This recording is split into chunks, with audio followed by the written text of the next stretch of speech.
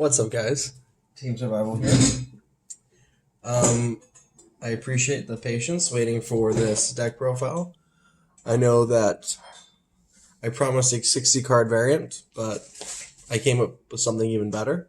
Though I do know how to make a 60 card variant that's very good. Taking advantage of the branded fusion, small world, the adventure token package, magician souls, that whole thing. Just 60 cards with a bunch of hand traps. It worked really well. In fact, I didn't lose with it, but I didn't like having 60 cards, and that was really cool. The souls was a little bit worse. Not being able to access a magician for the negate on illusion. I wanted to set up a negate before I went for the misc play, which this deck does. The adventure package doesn't conflict with dinos whatsoever in this version. It's absolutely crazy because of a new card that just came out. And we'll get into that in a little bit. So this is a really, really cool deck profile. Definitely, I think it's better relevant. I think I could top an event with this. The proof will be in the pudding, though. So let me show you guys what I'm talking about, and then you can make a assessment for yourself. This is a Adventurer branded dinosaur deck. And yeah. So 3 OV, 2 Archosaur, 1 Misc, 1 Rex. We are not playing the scrap package. In my opinion, the scrap package is very good right now, but too bricky. So like right now, a single Scrap Raptor does net you a Scythelock with a Baronne, which is good, for a 1-card combo. That's pretty decent, I'm not gonna lie. I don't like the angle of this deck being a Hackle Fibrex deck, though. I think it's really susceptible to hand traps. And in general, the scrap combo, though it's very strong, isn't the best combo in the game like it used to be when it first came out. And we can do more toolboxy, better, just as strong boards without it, while being way more consistent and not having to run bricks. So I don't think that Scrap Raptor is currently the best way to build dinos. Now, if I had 3 Misc, I might change that opinion. 3 babies. Yep. And then 2 Petite Pteranodon. Yes, I know this is quite odd to see that I'm playing 5 babies. For any list, that's quite odd. Usually it's 3 and 1. But the reason being is this card is made for dinos. 3 Visas Starfrost. This is a 1-card Baronne, essentially, with a baby. The combos that you're able to get off with this are absolutely insane. We'll get into that a little bit later, why we're playing certain extra deck cards. But this and a baby is going to get you into a really nice combo. You're basically able to put Baronne, Conductor, bunch of other stuff. You are typically pairing this with an Adventurer Negate. And then, if not, your pure dinosaur combo is just absolutely ridiculous on its own. So, yeah, this is just the replacement for the Scrap Raptor. It is so good. It is the reason why we're able to play the Adventure package, because you go for the Adventure play, you normal summon baby, and then activate this to pop the baby. And it's just it's just so ridiculous. Your opponents at first is going to look at you like, what the fuck? Why is this person summoning baby without like a Lost World? That's the craziest thing. And then they're going to realize that they're probably going to lose the game once they read this card. This card is absolutely insane. It's a level 6 light tuner. Level 6. It was, I swear, this card was made for dinos, specifically to go into Baronne. I know it has interaction with Scareclaw, but like, this is True King. Like, it's just ridiculous. I can't believe how good this card is. I don't know many dinosaur players who are currently playing it, but I think that once players catch on and realize just how good this card is, they will. I mean, this card has so much potential just moving forward in any deck that is able to plus off of being destroyed by card effects and then go into Baronne or other powerful cards. So I included that in the dinosaur package because that's why it's there. Just because this is truly the highlight of the video on why this crazy combination works. It all comes down to this card. Like, you cannot get away with the Adventurer without playing 60 cards without this. Yeah. So, 2 Conductor, standard. Overtext, it's so important. There's a lot of times in combo where you'll go for a Baronne. You're always going to be summoned, which would have before you go into Baronne, send over text to graveyard to get you a pill, so that you have Baronne with a omni negate Griffin, and then a conductor also on the board. So this card's just super important. It's also super important for branded combo. And we'll get into why we're playing branded still later on without the Anaconda Vert.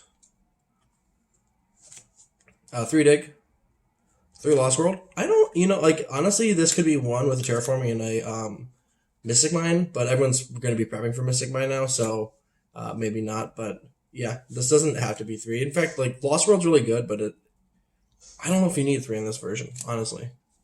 There's a lot of times where it's just kind of a dead card that I'm discarding.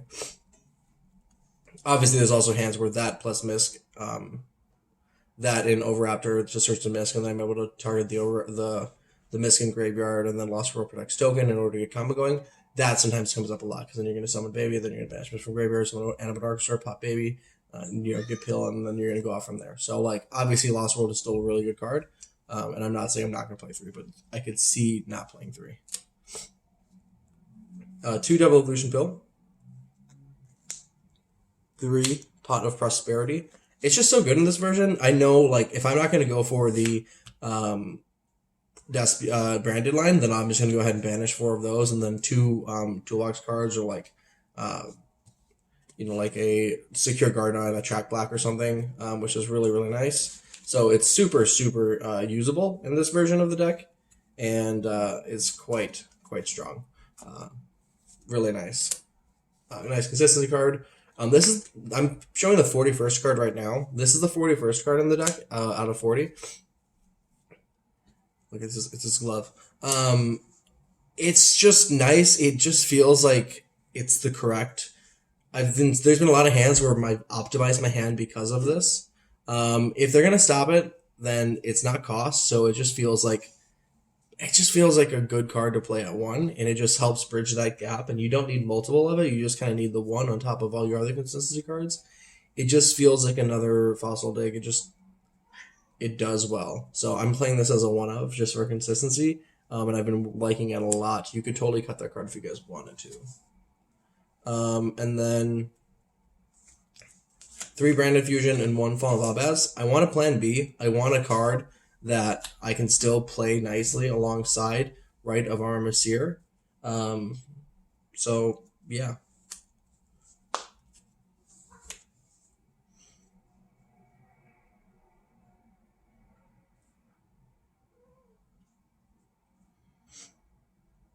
Anyways,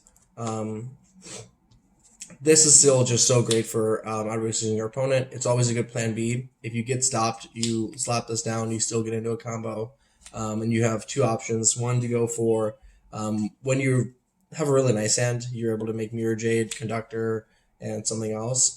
In other hands, you're going to go ahead and go for a Dragostapelia Conductor. And when that happens, typically you've banished out your Mirror Jade and your Albion. Because they're dead cards to you now, because you have to banish this out in graveyard for a double evolution pill for that line. So that line is common, but it's not always the case, and sometimes this gets shuffled back, and so you're going to be able to get another Branded Fusion with Mirror Jade, because it's going to send Albion, and then Albion is going to do Branded Fusion, so next turn you do it again, and you go for this. And so you're actually going to get Dragostapelia out because of it. So you only need 3 and 1, and this is just a super free engine that I think a lot of decks can still take advantage of. Yep, we're still playing branded. Now, not being able to just access whenever I want, I really wanted to cut down on this package, and this is all that we need, and it does an excellent job. Opening it up is just, you feel so secure. If you're going second and they stop you from getting what you want going, slap that down and you keep playing. Then 3 Rite of Armistier, 2 Water Enchantress, 1 Fateful Adventure, 1 Griffin Rider. We're not playing the Jacob back. You could swap out the Small World for that if you wanted to, or you just not play it at all. There's always a card I want to discard, whether it be Rex or Overtext in my hand, or a dead Lost World, where I didn't want to just play that kind of a dead card. Like, it just, I get why people play Jacob back. I just didn't need it in this. I don't want to see it in a hand where it's kind of not live. So that's why, because I'm fine with discarding something from my hand. Yeah, so like, we're here to set up an Omni Negate and then go for a Dinosaur combo. and pair this alongside a baronne and a conductor and whatnot, and typically a baby for the conductor to pop. And it's just like it's so free. It's also kind of recurring because you're going to be able to search this again next turn. You probably have another dilution pill for the following turn. You might have another branded fusion for a following turn. So like, there's just honestly the deck feels really grindy, even though it's like not like a lot of times like I look at my board, I'm like, damn, this gets shit on by Dark Ruler No More, but I'm not really seeing Dark Ruler No More, and we have a side deck specifically to kind of help us out with that. I do know I'm very cognizant that Dark Ruler No More is this deck's issue. Nibiru not so much, but Dark Ruler No More with no trap back row negates is pretty brutal. I'm not gonna lie, because we're not playing hand traps. I kind of agree with. I know you guys all know who Patrick Hobbin is. Kind of his idea about a month back that I'd rather play just engines and play through my opponent trying to stop me than try and draw one or two hand traps that are going to do a lot. Now, granted, honestly, the best decks right now are playing like 12 to 14 hand traps in their deck, and it's just let me veil or imperm you and stop you. But that's not necessarily always going to be the best strategy for every single deck. And though we could play hand traps, I'd rather go ahead and play this. Now, if you didn't want to play the Adventurer, you can't afford to play Adventurer, I would recommend putting hand traps for that package, maybe board breaking cards in here. I do think that cards like Forbidden Chalice have a lot of value right now, being able to be useful going first or second, whereas sometimes hand traps are quite as much. But I just think that the adventure package does everything, because going second, I'm still able to force them to stop it, or I'm going to set up an omni negate and them to play through it. And then if I get missed to resolve, then they're not going to be able to stop me. All of a sudden, conductor's hitting the board, and all of a sudden they've lost everything. So this deck is really good at going second, which is why I'm totally fine kind of playing into boards. And then if I go first, they're just not really going to be able to stop me. And once I've taken control of game one, then I should be in a good situation from the side deck to push through and win game 2 or 3. So, yeah. We're going to go into now the main deck. I'm sorry, the extra deck. 1 Link Rebo, 1 Secure Gardener.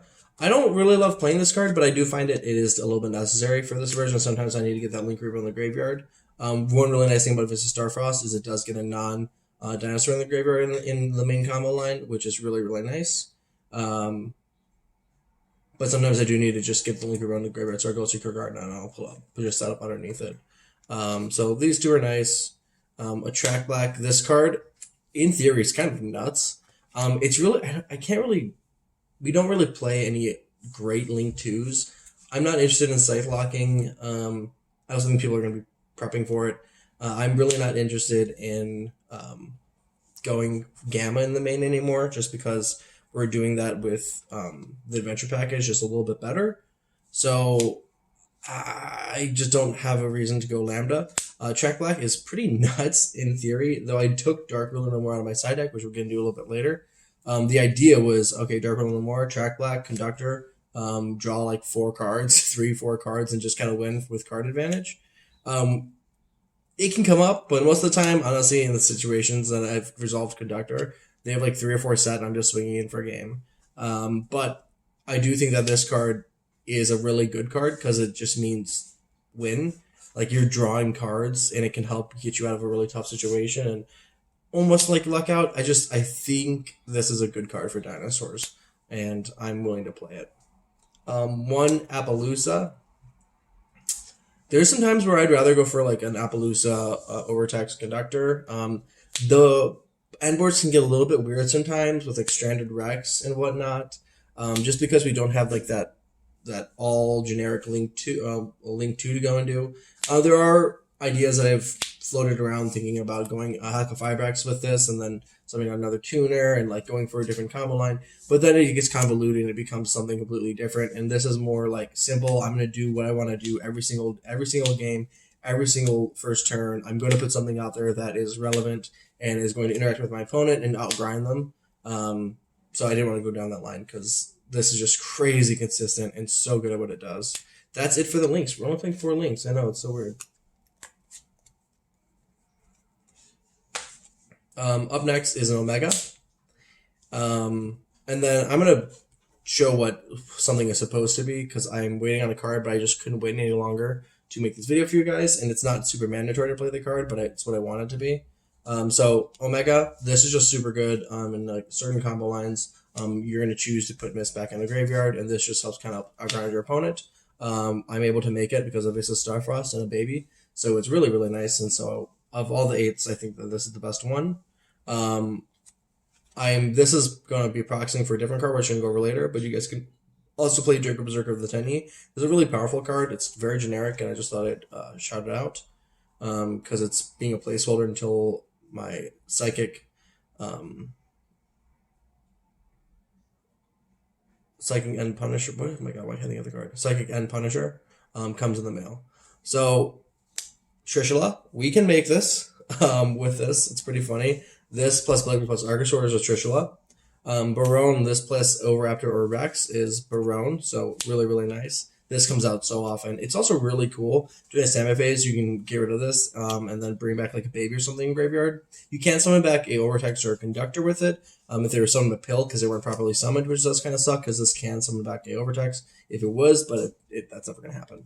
We're not playing Pinkertops in the main. You guys could if you want to play a copy. Sometimes it's really nice to misc, banish Rex and it from the graveyard, summon out baby, then end phase baby gets Petit Turn gets destroyed, and then you have a Pinkertops, and there's other combos that allow you to get Pinkertops on the board, but it's not worth it to me, so I decided not to play it. And I'm a little bit crazy. Trishula Zero Dragon. Yeah, this is really, really cool. I came up with this the other day, and I just wanted to maximize on what my toolbox was for Vista Starfrost, because I think that it's going to resolve a lot. My opponents are going to be like, oh yeah, that's fine, okay, I'm going to wait, and then all of a sudden something's out there that they're going to have to deal with that they don't have a negate, it's going to tear them apart.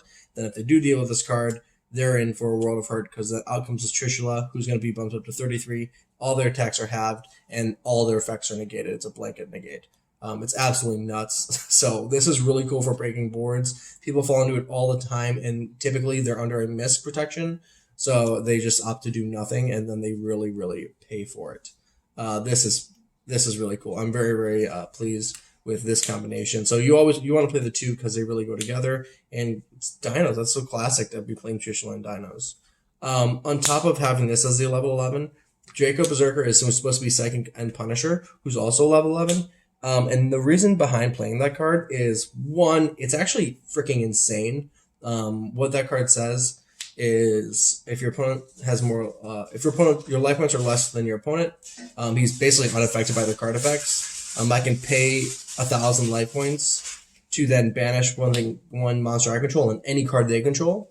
And then during the battle phase, fun fact, during any battle phase, it's not just during your turn, that is an effect that you can activate. Every battle phase, he's able to gain attack in the difference in your life points. So all of a sudden, you're getting up to a already 3,500 attack monster, I believe, is getting pumped up by a couple grand or whatever the difference may be.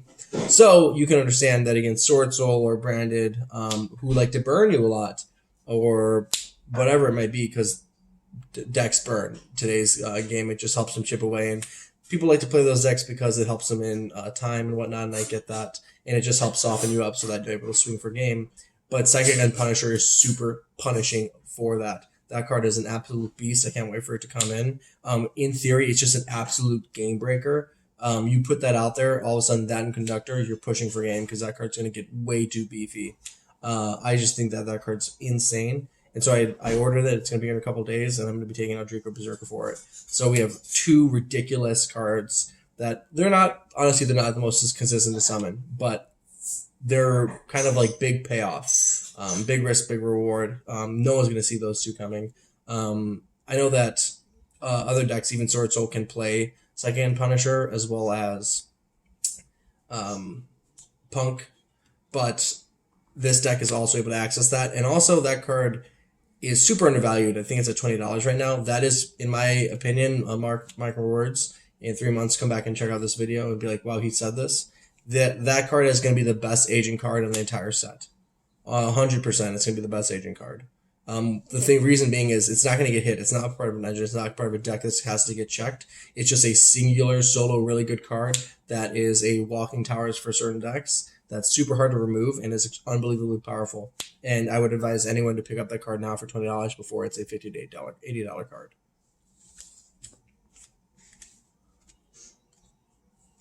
Alagia, Odoka. We're not playing any of the rank 4s. I'm really not making them. Sometimes it'll come up where you have like an Overraptor and then the token, but I'm just not planning for that. So these are the only two that you need. You're really only going for 2 dinosaurs to overlay into these guys. You could play something else if you wanted to. These are all that I truly think I need.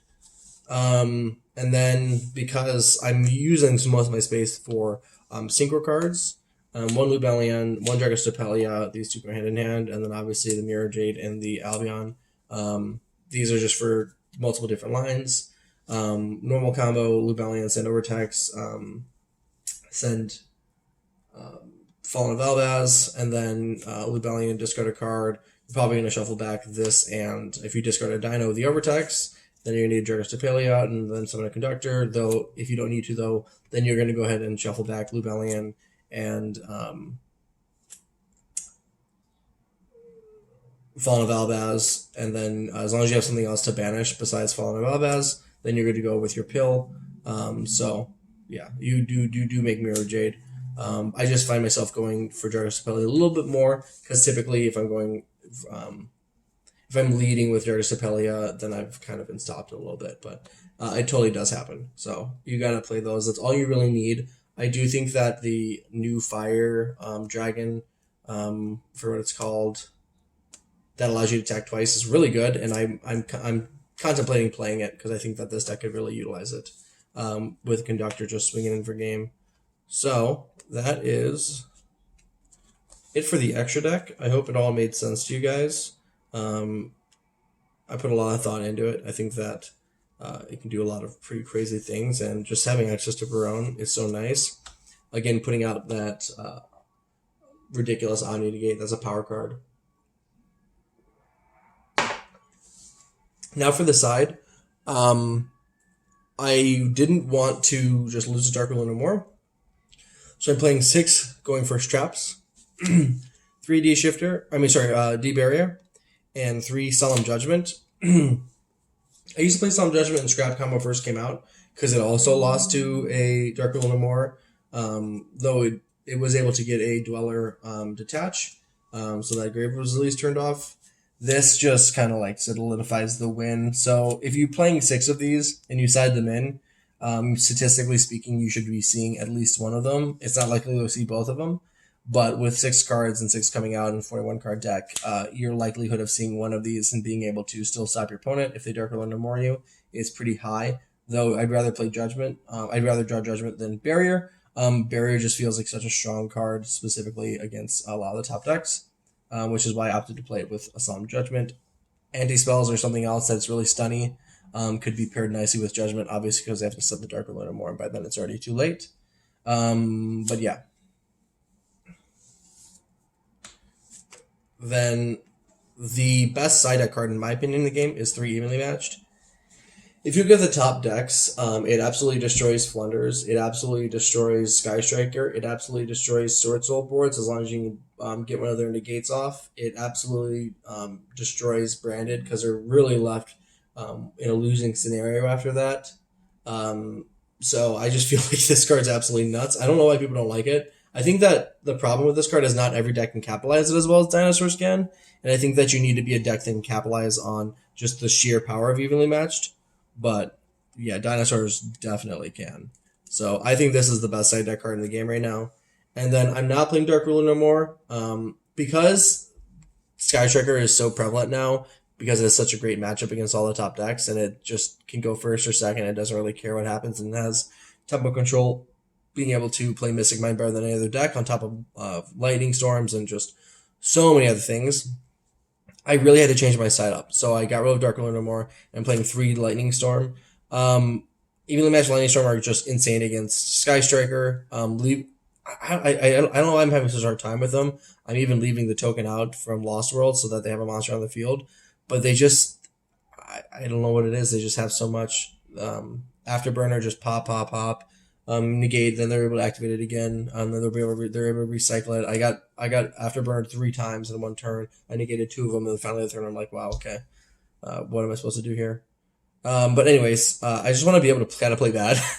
Like I don't want to try and like 1-for-1 snipe with a cosmic cyclone, so I opted to play lightning storms instead with a harpy's featherstorm and 2 twin twisters. The reason being is these are really the real back row hate. These are good at addressing boards. You're able to get negates from your opponent and then lightning storm, or you can leave with lightning storm and then they have to stop it. If they don't, like, you're probably in a good spot because no one's summoning cards of defense right now.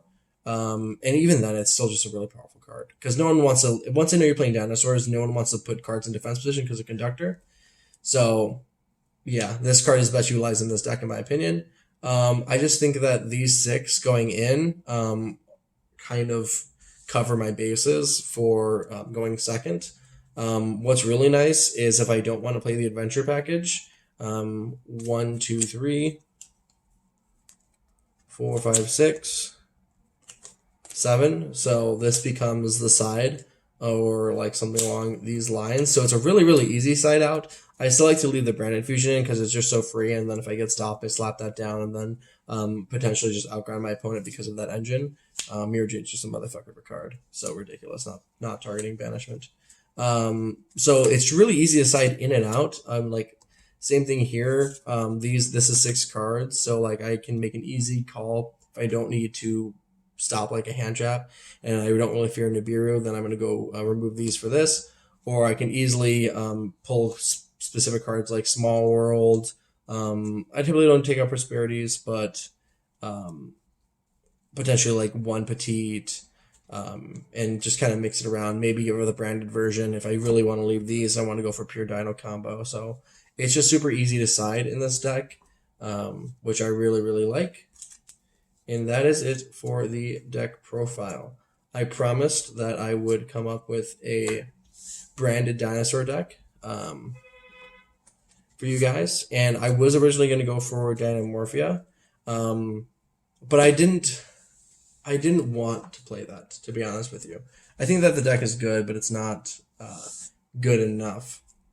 It might be done a lot when other things are checked, but this deck is absolutely insane in what it can do. And here, let me actually give you an example of just how powerful the combos are with this deck. So we'll just start with the Vista Starfrost. We can just do a standard, a really nice standard combo. Let's just say that we have these 3. I mean, obviously this is ideal, right?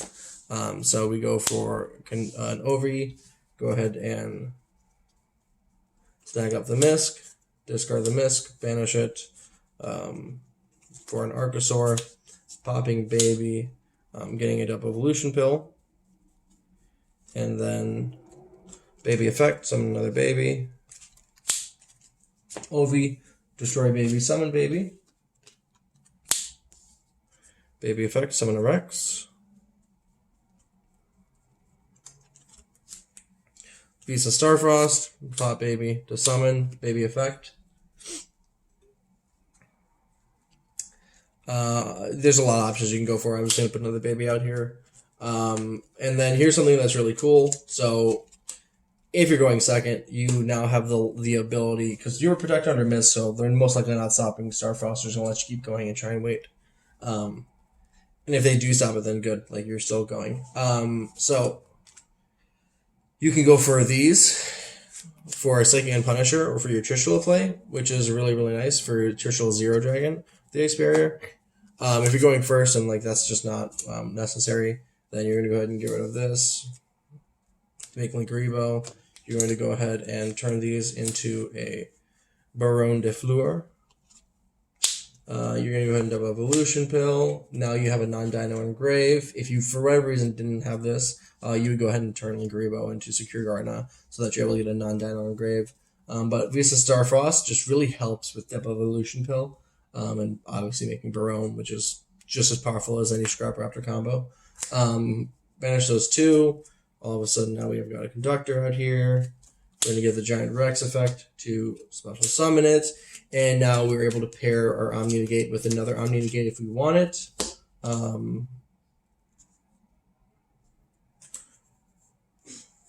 don't have those in hand. Those are great, right? Yeah. So we're gonna go for either one of these up here. I'm having a hard time with triple tactics in general right now. Again, Skystriker is able to take advantage of that card really well. I don't really have a great answer for it, which is why I'm really debating actually playing 3 anti-spells in the side deck. Yeah, that's kind of where I'm at. It's pretty good anti-spell because it stops a lot of cards and a lot of decks from just being able to play, um, almost as well as D-Barrier does. So I'm really debating putting that in. But this is just a standard dinosaur combo. You have Conductor, which is going to be able to pop the baby Ceratosaurus. It's about an Ovi, then you can search an Ovi, search your Conductor, another baby, whatever you need to search for. Baronne, which is just a super powerful card, and then either of these, which is really nice. Probably Dolka, though. And yeah, this is just super consistent. You're able to do this all the time, and you put yourself in a winning position because of it. So thank you guys for checking out the deck profile. I hope you guys really appreciate really the spiciness of this deck, the synergy. The 3 of them just mesh so well. Branded, Vista Starfrost, Dinosaurs, and the Adventurer. So the deck is just absolutely nuts with Adventurer. I really implore you guys to try it out. It hurts me that other people are going to be able to play my creation because I think it's just that good. But I promise you guys I'd come up with another way to play Dinosaurs and Branded. So here it is. Peace.